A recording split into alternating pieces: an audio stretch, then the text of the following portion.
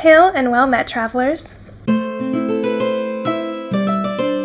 Welcome to Training Montage Episode One. My goal for this series is to recreate moments from books and other media where an underdog character is put through an intense training regimen, often working harder than their peers in an effort to prove their worth and surpass expectations that have been put upon them. These moments really speak to me because there's something so satisfying in watching a character overcome adversity and to rise up to be more powerful than anyone could have ever anticipated.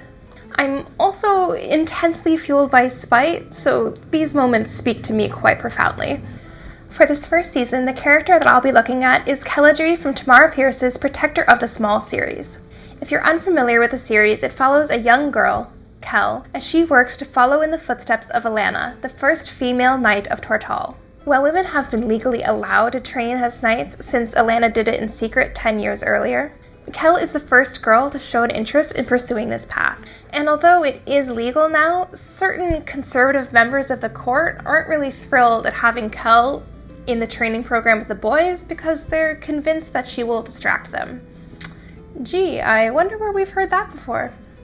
There's also the matter of Wilden, the training master. He is particularly unenthused about having Kel in his training program, and he puts her on a 1-year probation to prove that she's fit enough to keep up with the boys.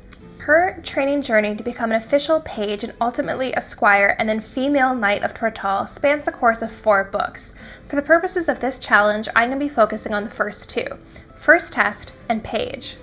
In the first book, Kel is put at a disadvantage by not having access to the training baths used by the boys. Instead, she is required to return to her room in the castle, wash up, and still be on time for lunch. She chooses to take Wilden's snarky advice and runs the distance back to the castle in an effort to prove that she will not only meet expectations, but surpass them. Throughout her first year, bullies try to pressure Kel into leaving the program through insults, fights, and most notably, by weighting her practice weapons with lead. When Kel realizes the latter, she decides to keep the weighted weapons and use them to further develop her strength. She also takes on additional exercises to strengthen her grip and her arms. On top of all of her regular training, Kel also wakes up at dawn to practice her glaive, the traditional weapon from the Amani Isles that Kel has been studying since she was 6. Wilden would prefer that Kel only focus on the methods that he teaches, so she performs this training privately before all of her other work. Kel continues these training habits into the second book, and begins to wear a weighted vest while doing so, as is required of all upper-level pages. These moments describing Kel's strength, determination, and willingness to go beyond what is expected is my favorite part of the entire series. Her resolute mentality to overcome anything that was thrown at her was something I always wanted to emulate growing up. But the issue is that I am not naturally athletic. And despite my desire to have that spite-fueled golden moment of proving to everyone how strong I was, I instead was still pretty bad at sports and picked last for most teams. Even now, being someone who's not naturally skinny, I always feel like I'm trying to prove something anytime I work out. It's never just a matter of trying to be healthy. I also feel like I have to make up for being chubby by working out harder than everyone around me. Now, reasonably, I know that this is a lot of me projecting my insecurities on other people, but there are still some loud voices out there that strive to make people feel bad about their bodies. And it is very easy for those of us who have sensitivity in these areas to take those harmful words to heart. Now again, I'm just speaking from my own experiences, so this may not apply to you, and that's totally fine too. But I'm sure there's a lot of people out there like me who struggle with this constant internal debate whenever you try and do something athletic. Now, you may be asking, what does that rant have to do with the series? Great question. Over the course of 30 days, I plan to use aspects of the training that Kel underwent and to use her strength to motivate me to push myself outside of my comfort zone. I want to channel all of Kel's anger, determination, and of course, spite, and use it to inspire me to accomplish the following goals. Number 1, complete the training plan that I have developed. I am the worst when it comes to completing workout challenges. I always end up getting bored or discouraged and ultimately end up abandoning the challenge. Number 2, work out outside where anyone can see me. I hate working out in public. All those negative thoughts that I mentioned earlier, they really come to the forefront, and my intense insecurities make me cut my workouts short. Number 3, film my progress and post it here for you to enjoy. You may be wondering, if I'm so self-conscious about working out in public, why would I want to film my workouts and post them on the internet where anyone could see them? Well, To be honest, I likely wouldn't finish this challenge if it weren't for the pressure of other people to hold me accountable. I also think that it's important to show that anyone can accomplish their workout goals regardless of their body type. Now, certain things just won't be possible to achieve.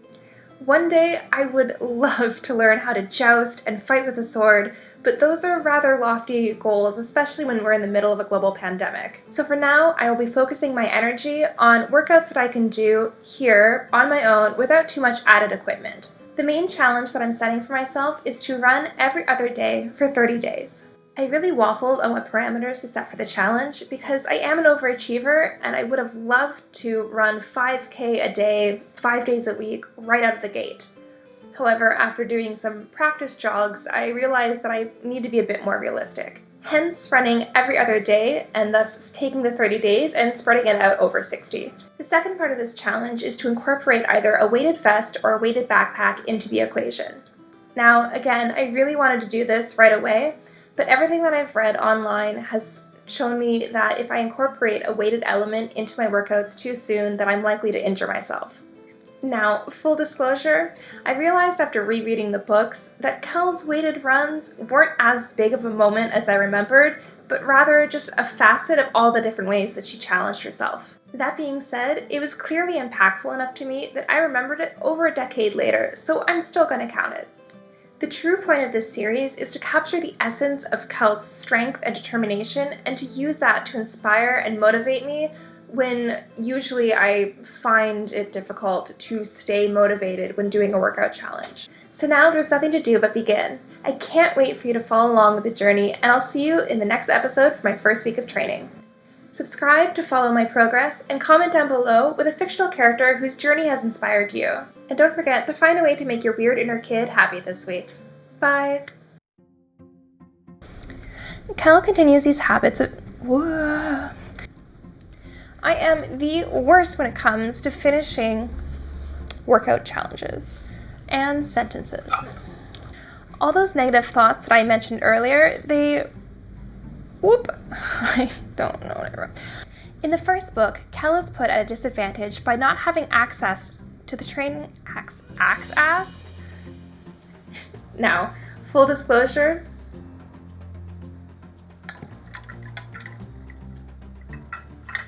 well, to be honest, I don't know how that sentence ends.